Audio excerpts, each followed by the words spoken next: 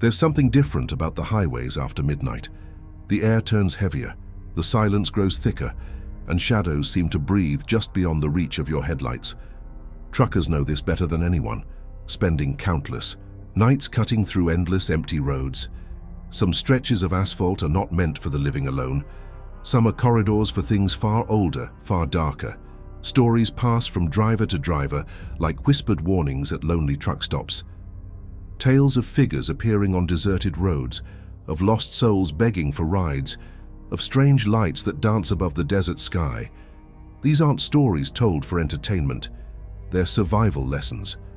A silent code among those who know that. The dead and other things, sometimes hitch rides in the dead of night. Tonight you'll hear 4 of these true tales. Each one carries its own scar, its own heavy truth wrapped in fear and regret. They are testimonies from the men who witnessed the impossible and lived to remember.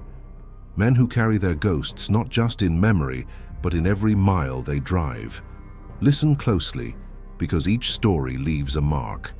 There's the trucker who laughed at death and paid a heavy price. Brothers who stumbled upon a family burned into the asphalt, still waiting for help that would never come.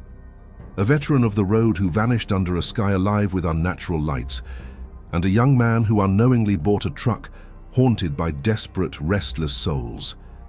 Each tale darker than the last, out there, past the last gas station and beyond the glow of the last street lamp, the world shifts. It becomes a place where time folds in on itself, where the living and the dead share the same broken mile markers, where a wrong glance, a wrong word, could invite something terrible into your cab. A place where belief isn't optional, it's necessary. So tighten your seatbelt, keep your eyes forward, and say a prayer for the miles ahead.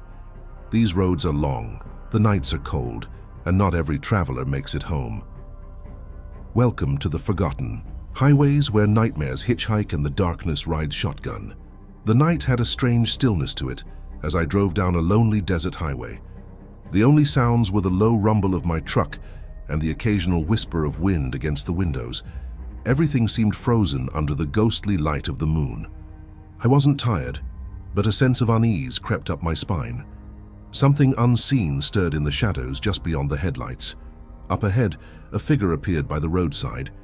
It wore a long black cloak that flapped gently in the night breeze. Curiosity got the better of me, and as I slowed down, I shouted a joke through the window.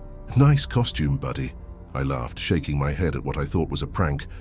But when I looked back, my blood turned cold.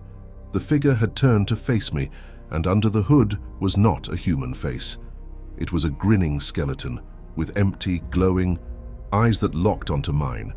For a moment I forgot how to breathe. Instinctively I slammed my foot on the accelerator, the truck lurching forward into the empty stretch of road. My laughter was gone, replaced by raw fear. Even after I left, the figure behind the road felt wrong. Shadows twisted unnaturally along the pavement. Static crackled through the radio without warning. Every glance into the mirrors made my heart jump, expecting to see the cloaked shape closing in. I kept telling myself it was nothing, but deep down, a growing dread festered in my chest. When I met up with my buddy Luis at a truck stop later, I told him the story, trying to laugh it off. Luis didn't laugh. His face was pale, and he just muttered that some things shouldn't be messed with. 3 days later, Luis lost control of his rig near that same stretch of road. They said it was an accident, but I knew better. I still dream about that night, about the way the figure stared as if it knew something I didn't. Maybe I crossed a line that night without realizing it. Maybe I mocked something ancient and unforgiving. Now, every time I drive down a dark highway, I keep my eyes forward. And if I see anything by the roadside, I don't slow down. I pray and drive faster. My brother and I were hauling cargo through a desolate highway when we saw them. A man, a woman, and a baby, standing beside a burned-out truck on the side of the road. The woman waved desperately, her face full of terror and pleading. Without thinking twice, we pulled over, both of us feeling the heavy pull of duty. We couldn't leave a family stranded in the middle of nowhere. We grabbed a flashlight and rushed over. The closer we got, the more we noticed the strange details. The truck was completely blackened, as if it had burned down to the bones, yet no smell of smoke lingered. The man looked at us with hollow, tired eyes, and the baby didn't cry or even move. A shiver ran down my spine, but I pushed the fear aside. My brother asked if they needed help, but they didn't answer. They just stared at us, their faces full of sadness. We offered them a ride to the next town, but as we turned back to open the truck doors, the family vanished. 1 second they were there, the next only empty cold air. Our breath froze in the desert night and silence swallowed us whole. We sprinted back to our truck and locked the doors, our hands shaking. For a long moment we sat there, too stunned to drive, the burned truck still looming outside. Finally, we peeled away from the scene, hearts pounding against our ribs. Neither of us spoke for miles, the road stretching endlessly before us, as if daring us to look back. Later, when we reached a small diner, we told an old man about what we had seen. His face grew grim, and he told us the truth. Years ago, a family had been attacked there by criminals, left to die in flames. Locals say their souls never found peace, forever trapped in that lonely stretch of road, waiting for help that would never truly come. Since that night, I always carry a small cross on my rearview mirror. Not because I'm religious, but because I've seen what's out there. Sometimes not everyone you meet on the road is among the living, and sometimes the dead just want someone to remember them, if only for a fleeting, terrifying moment. My grandfather used to tell us a story about one of his oldest friends, a trucker who vanished in New Mexico. It happened on a long, empty stretch of desert highway under a sky full of stars. Everything was calm until strange lights appeared, darting across the horizon with impossible speed. Radios fizzled into static, and the truck's engine stuttered as if some unseen force gripped it. He said the man tried to call for help, but the radio was dead. Alone and frightened, he watched as a blinding light engulfed the entire rig. Truck shook violently, and he felt an unbearable pressure in his chest. Then everything went black. When he woke up, he was lying in the desert sand, miles away from the highway, with no memory of how he got there. The search for him lasted days. Search parties scoured the desert, thinking he had crashed or gotten lost. When they finally found him, he was standing by the side of the road, barefoot and disoriented. He didn't speak a word for weeks after they brought him home. His eyes, once full of life, looked hollow and far away, as if part of him had never returned. No one ever found his truck, and no one could explain how he ended up so far from his last known location. Some blamed dehydration or heat stroke, but those who knew him best believed something else had happened. Something beyond reason, something that prowled the endless deserts when the stars were right. He was never the same man after that night. Even years later, when I drove through New Mexico, I felt the weight of his story pressing against me. Sometimes at night, strange lights still dance on the horizon, flickering in patterns too perfect to be natural. I never stopped to watch. I never slow down. I just keep driving, whispering a prayer that whatever he encountered won't notice me. There are places in this world where the rules break down, where the sky swallows men whole and returns them as empty shells. My grandfather's friend was a warning, a living scar left by something ancient and unknowable. When you drive those lonely highways, remember, some things in the desert are watching, waiting, and they are not of this earth. I bought my first truck from an old man who seemed far too eager to sell it. It was a good deal, almost too good. The rig was worn but solid, and I couldn't believe my luck.